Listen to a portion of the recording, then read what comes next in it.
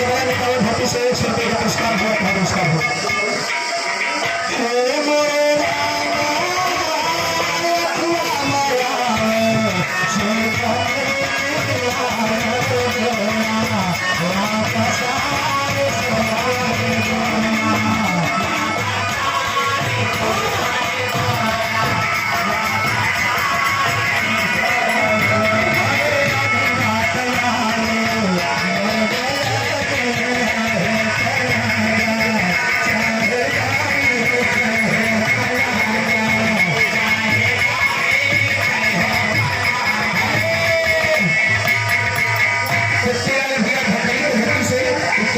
पुरस्कार दिया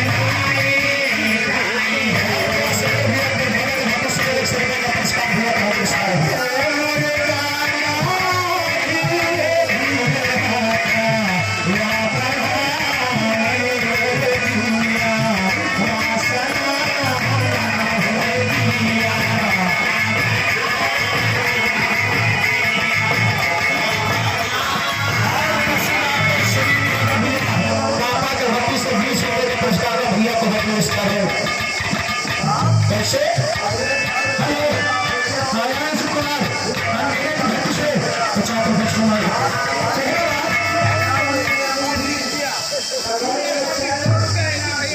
हमारे दादाजी आदरणीय दयाराम यादव जी ये इंडिया गठबंधन पे 100 रुपये का सम्मान दे रहे हैं। बीजेपी है कांग्रेसी है पक्का ऐसे दोनों जने जीत के सरकार बना रहे हैं। दादा खुशी में 100 रुपये का पुरस्कार दे रहे हैं।